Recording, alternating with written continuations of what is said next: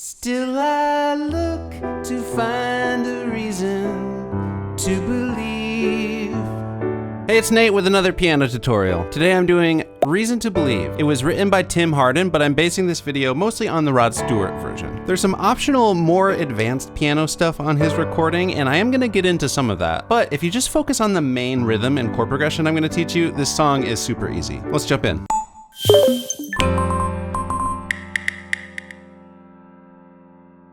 All right, so first off, I recommend you take a look at the chords and lyrics chart. There's a link down in the description, and that'll help you see where the chords and the lyrics line up. I'm just gonna start out with the main chord progressions for the verses and the choruses, then I'll get into like the intro and some of the specifics of how the recording starts. So here's the verse chord progression. There's really not too many chords in this song. And we're gonna do the G major like this. So G, B, D, this is middle C right there, just so you get the octave right. And then in the left hand, I'm gonna do fifths.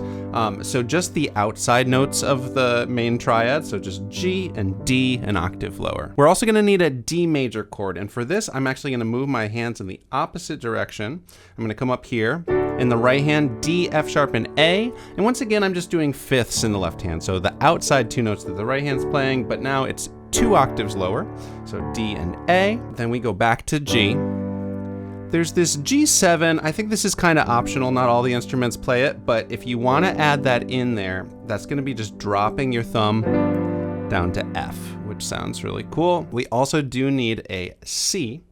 So once again, from that starting point of the G, when we do that C, we're going to move our hands like that. Right hand comes up to middle C, E, and G.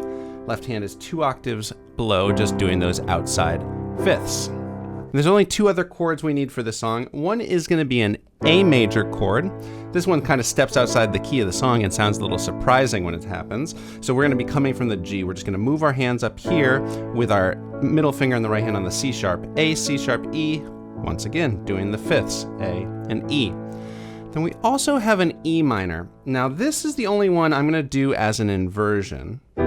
So the left hand's doing these root position fifths on E and B, but I'm inverting it in the right hand, B, E, and G, like that. And that is all the chords you need for the chord progressions. And now that you know those chords, you could just run with it. You could look at this chord progression here, look at the chords and lyrics chart, and just kind of hold the chords out, start singing. If I listened long enough to you, you could throw in that G7, I'd find a way to believe that it's all true. But I want to go into the rhythm a little bit. There's a really cool rhythm that's happening. First, let's just note we're in 4/4 time, so each of these measures gets 4 counts. Here's what the rhythm's gonna sound like, just looping it on the G chord.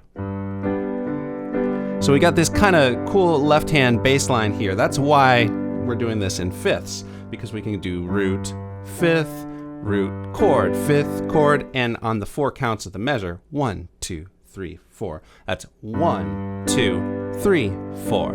Left, right, left, right. So if you haven't done a rhythm like this before, just loop it on the G nice and slow until you start to get it in your muscle memory a little bit, because I'm just gonna do that all throughout the song on all these chords. And then the other thing to notice is just like at the end of the third line, there's 2 measures of G. It stays on G a little longer. The A is a little longer. If you're familiar with the song, that'll all feel pretty natural. But now that I talked about all that, I am just going to sing through this whole first verse. I'll take it a little bit slow. I'm going to sing the third line down an octave because it gets a little high for my voice, but we've got, if I listened long enough to you, I'd find a way to believe that it's all true, knowing that you lied straight-faced while I cried. Still I look to find a reason to believe. And that would be going into the chorus. Notice how nice that transition from the E minor here to the C. All that needs to happen in the right hand is that thumb comes up to the C. Let's look at the chorus, which is the someone like you makes it hard to live. Here's the chords for that. It's all chords that we've been doing, and it is the same rhythm that we've been doing. So that's gonna be someone like you makes it hard to live without somebody else, someone like you. So it just repeats twice, makes it easy to give, never think about myself. Cool, and then that just goes right into the next verse. Then there is this instrumental after that next verse, and the instrumental is just basically a chorus 2 times through that chord progression there. That's where the fiddle solo is, and then you get the 2 measures of D, and then it does it again. Okay, we reached the point in the tutorial where if you wanted to base your version off any of the other great recordings that have been made, you could stop watching here. Every version of this song has a different structure. They all kind of start the same way, but Rod Stewart's version goes off in this crazy direction where he has this a cappella chorus, and then it repeats the chorus a bunch of times, whereas the original version only does 1 chorus total, and it ends on the look to find a reason to believe. So I would say make it your own, but I'm guessing some of you came here because you're very attached to the Rod Stewart recording, and some of the really cool piano stuff that happens on there is going to be important to you. So I want to show you the piano intro, which also ends up being a little instrumental moment that starts the song. It's going to sound like this.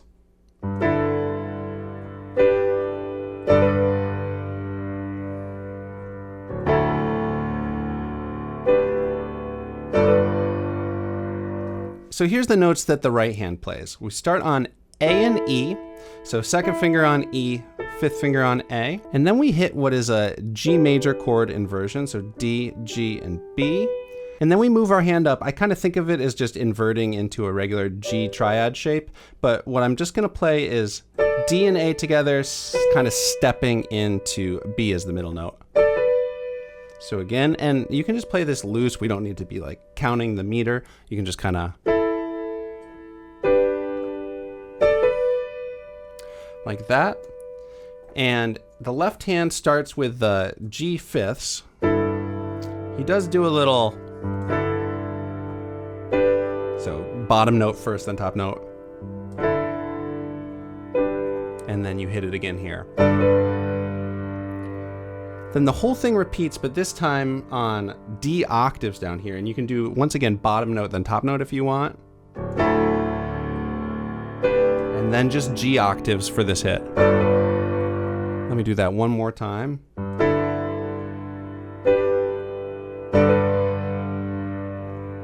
Really let it kind of linger here.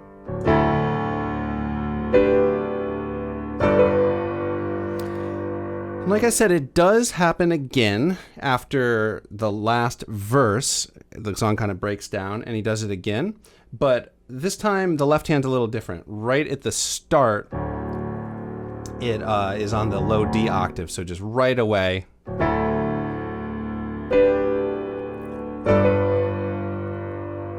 Then you go back down. And then kind of a nice touch goes up here. So that's 2 octaves above where you had done it. So you can do that if you like. I want to talk about a couple other specific arrangement things for Rod Stewart's version.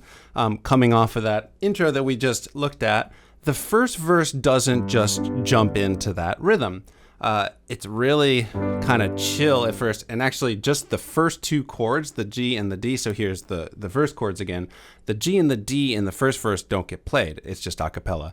If I listen long enough to you, come in on that G, but again without the rhythm, to the G7, I'd find a way. And the first 3 lines are going to be like that. And this would be a good time to talk about just some of this fancy stuff that the piano plays in this version. Again, it's totally optional, but like we were just doing with that intro part where you did the, basically anytime you're in a root position chord, you can do that kind of thing where you hit the top note with your 5th finger, you hit your 2nd finger on the, what's like a sus2, and just kind of roll into the middle note. I talk about this a lot in my piano chord breakthroughs course, by the way, but just real quick, you can do it on any of these root position chords. So not the E minor in this case, and anytime you want to throw that in, you can do kind of different melodies like that. And you could always just hop it up an octave.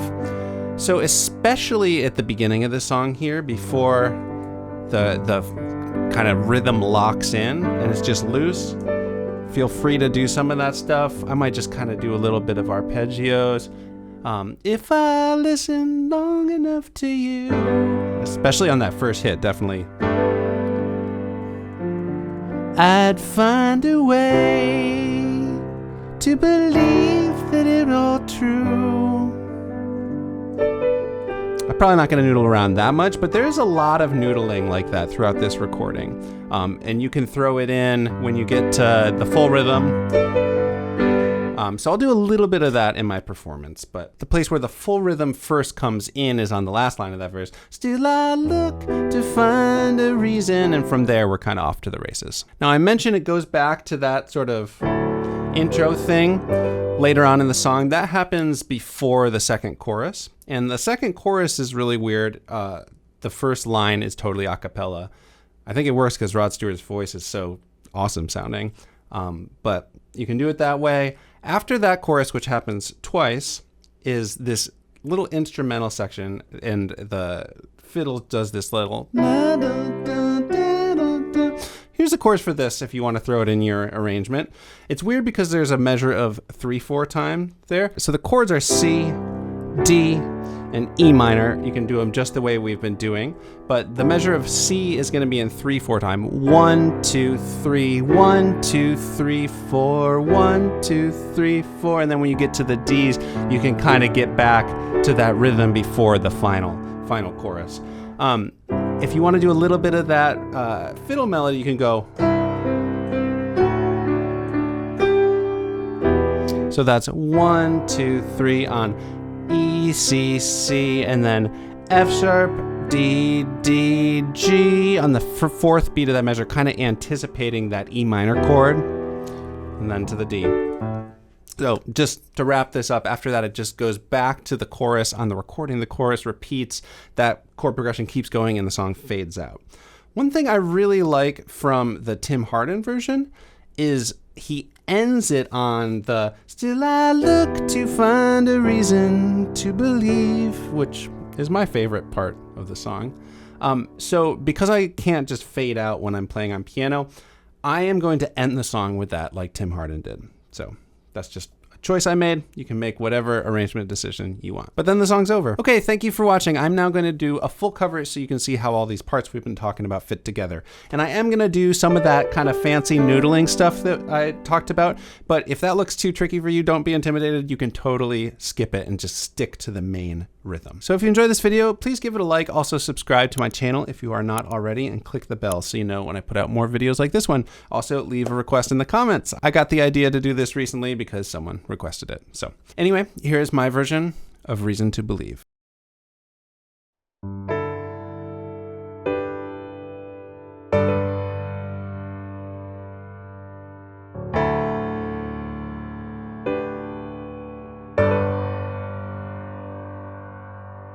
If I listen long enough to you,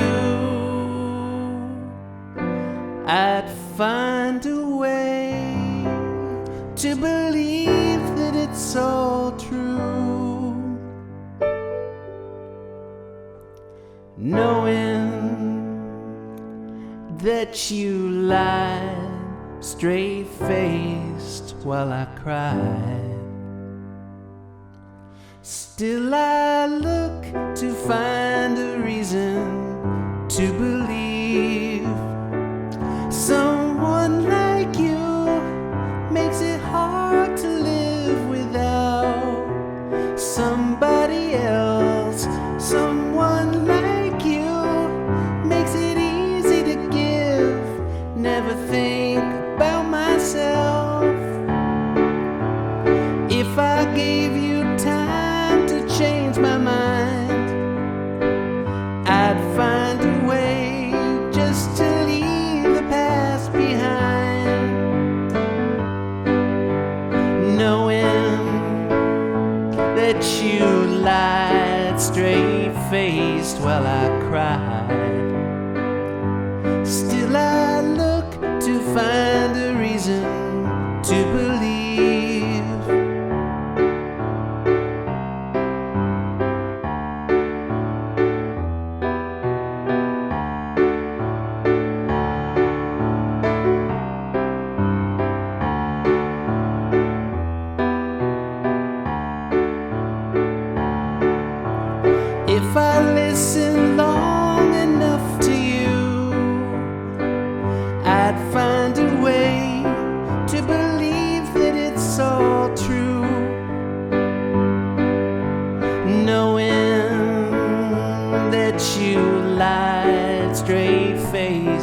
while I cry.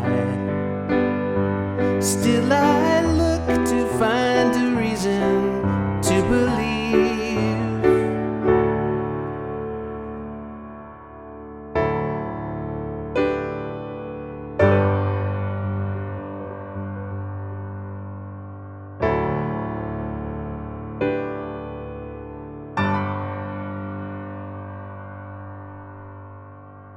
Someone like you makes it hard to live without somebody else. Someone like you makes it easy to give, never think about myself. Someone like you makes it hard to live without somebody else. Someone like you makes it easy to give, never think about myself.